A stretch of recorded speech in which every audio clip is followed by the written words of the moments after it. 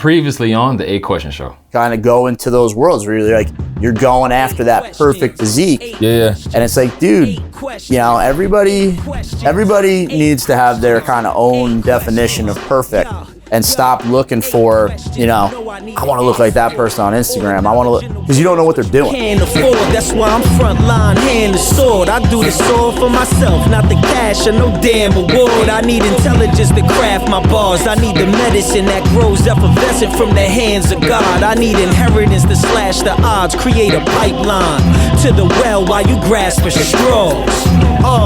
8 questions, 8 questions, 8 questions, 8 questions, 8 questions, 8 questions, 8 questions. Welcome back to the 8 Question Show. We are still here with Coach JR. Today, we are talking about the perfect diet. Is there a perfect diet? You hear so much about people's eating habits nowadays. All of these different diet fads out there. Everyone claiming that, no, if you want to be healthy, you got to be a vegetarian. You got to be a vegan. You got to eat only meat. You have to have a blend. So today we're going to figure it out. Is there a perfect diet? Jeez. Coach. That's a lot of pressure, man. I mean, if we figure this out, I think we need to pull that money together and split it. Because, so I've honestly dabbled personally with just almost every diet that's out there. So I'll chime in on the personal side, but also I'll chime in first on the coaching side of it. It's kind of like what we mentioned previously with the body types. There's not a perfect diet out there that works for everyone because of different body types and different needs. That, you know, so I'll go right now into an athlete, right? And this is an athlete that I've been working with for 4.5 years. Shane Burgos is a UFC featherweight. Okay. Shane walks around when he's not in fight camp, when he's not dieting down, he's about 175 pounds. Fight week and weigh-in day, he has to weigh 145. Shit. So you're talking 30 pounds. Shit. And when he's walking around at 175, he still has abs, visible abs. So very muscular guy. You know, when I first started working with him, I just really did his strength and conditioning. You know, when we first started, because food is like a very sensitive topic with people. You know? Yes, it is. It's an emotional thing, right? Which I totally get. You take a combat athlete and he's a foodie to the T, man. Like interesting. He's watching like the cooking channel when he's cutting weight. It's like a sick thing that he does. But I was just like, you know what? I'm going to take a step back, let him do his weight cut. You know, I'll give him some advice, but I didn't want to like delve in. Wins his first fight. After that fight camp, I start chiming in, hey, this would be good. This would be good. And then all of a sudden I started really doing his numbers. You know, I started breaking down, hey, this is how many calories you need per day for the next 6 weeks. And we're going to taper it down as fight camp goes or once you start hitting your plateau, right? So early on, I threw some keto dieting into his program because he's big, man. He's big. And I was getting stressed out. It's like, dude, like it's not coming off. The weight's not coming down. So I was like, hey, let's do this. Let's do keto, for the weekend. So can't have more than 50 grams of carbs. If you know what 50 grams of carbs is. It's like nothing. It's like two nothing. slices of bread. Right. And when you take an active guy, active athlete, pro athlete, and tell him to do that, he did it because I was telling him to do it. He was miserable. It immediately affected his daily routine. And this was like on his off day. On his off days. Right. Because I tried to structure it where it was like, hey, don't have carbs on days where you're not doing much. Right. Because I know obviously the importance of carbohydrates. Exactly. And that's where all these other diets come in. The Atkins diet, keto, you know, all this stuff. It's like you can't limit people's carbohydrates.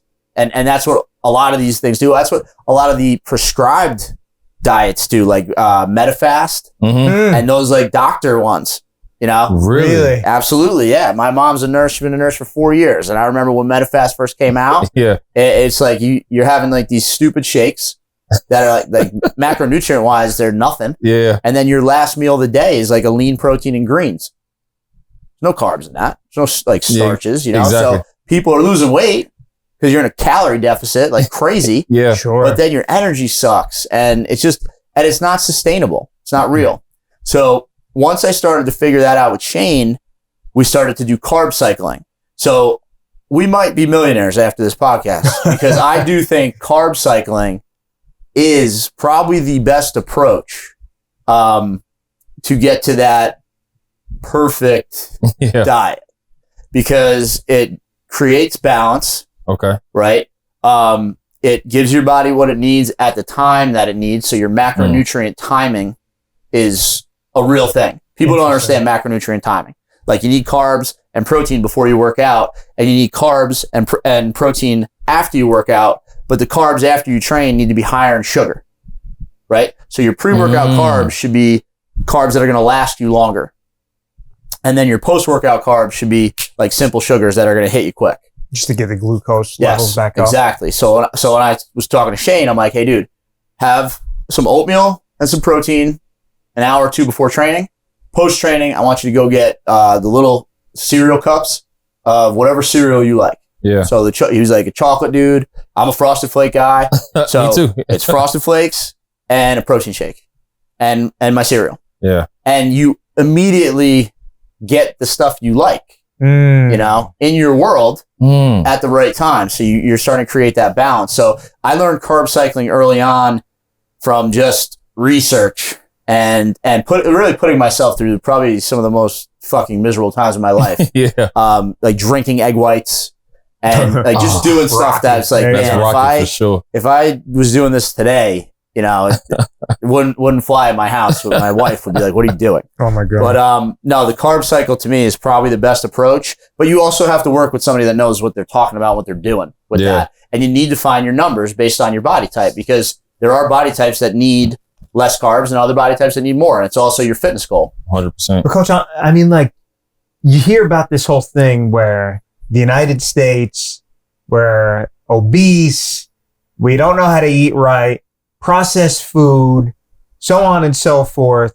And then you look at Europe and you look at like some Italian guy and he's eating pasta at lunch, dinner, and he's ripped. Yeah. What's going on with that? I mean, more people are starting to come out on social media, like trying to be like go-getters on that topic. And I respect them because it's real. Yeah. Whatever happens in the food industry or whatever they're doing to change the food, it's real. And it is real in the US, because when you look at food labels, those labels are different in Europe. You know, there's one follow, I think she's called the Food Babe or something. Mm-hmm. She dissects labels and says, this is US, this is Europe. And like Mountain Dew. Yeah. Oh God. Mountain Dew. And I'm not telling people to drink Mountain Dew anywhere, because it's, to me, it's like, dude, that's the entire soda, South. That's the soda. That's the soda you do not choose. Yeah. But people enjoy like, what the fuck? What? No, don't honestly, if you look at even the cereal choices that I was just talking about, you know, like there's a couple ingredients that they tweak, and you know, again, that's kind of out of my scope with the ingredient thing. Yeah. But they are definitely doing it, and I have like kind of gravitated more to the carnivore thing right now. Yeah. And I'm looking at labels, and like Pam cooking spray has like soy in it. And it's like, why is that in there? Use that you know what I mean? And it's olive oil. Like it's an olive oil spray. So now there's that in there. Peanut butter. I went to the store the other day and I'm looking at peanut butter. Peanut butter has, like, why does peanut butter have 17 ingredients? But then you find the one that doesn't, and that's the one that, you know, so you got to be aware of your ingredient labels, and you have to start, the United States and our world here needs to start looking at food labels, and they need to start seeing like, okay, I'm not going to gravitate toward that. Like, to me, it's, and I was thinking about this on the ride over here. I did a CPR and first aid class, and the instructor said, hey, you should have Pop-Tarts in your gym. I'm like, what are you talking about? And she goes, do you know who I am? In case you have a diabetic in the gym, keep Pop-Tarts handy because they don't go bad.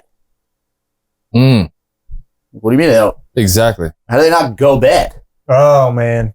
But it's like that McDonald's cheeseburger. You ever hear that story? Like, yeah, it's on the wall. Yeah. And they're like, oh, yeah, construction from 19 whatever. Yeah, and it's still intact. But it doesn't have any mold on it. It's like, it's just like, yo, it's here. Like, what are you doing?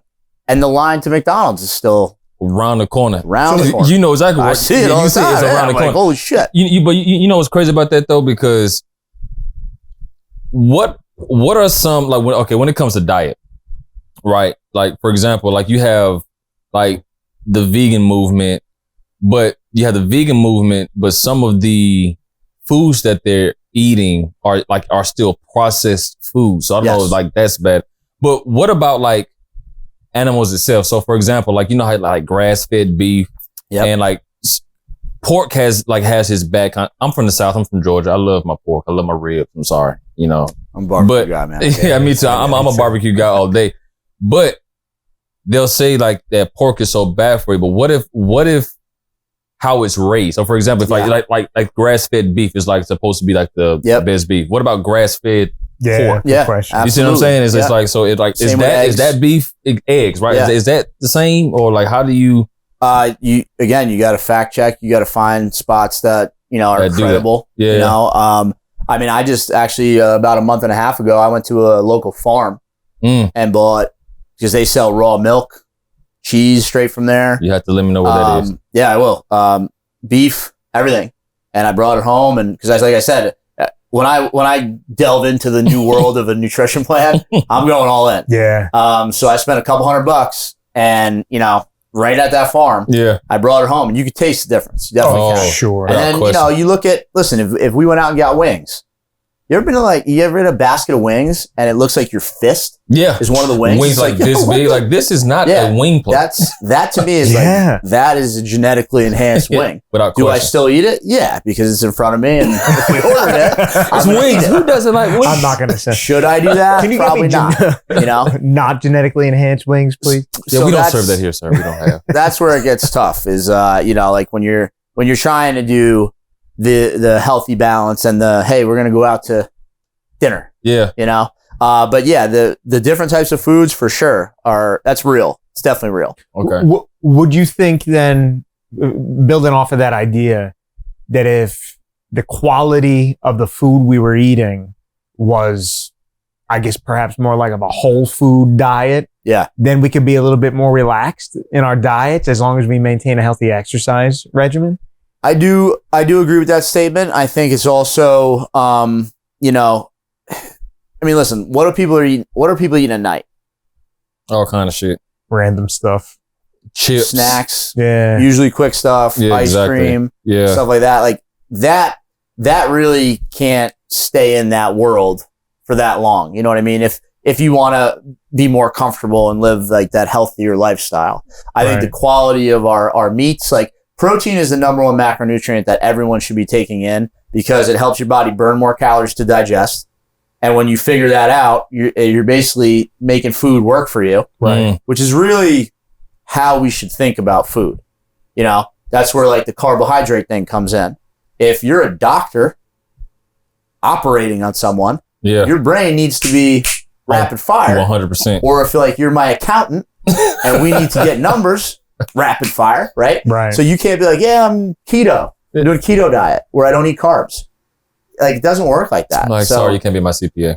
Yeah. Like, what kind of diet are you on? That's how I interview guys. But, where'd you go to school? What's your protein intake? I do think that now with social media, you know, we are seeing that whole quality of food thing is real, you know, and then the food labels and all that. I mean, it's sad because you see a lot of young kids eating stuff that, you know, like I used to put stuff in my body, like my mom would bring it home. But I know back in the day when I was growing up, the food was probably different.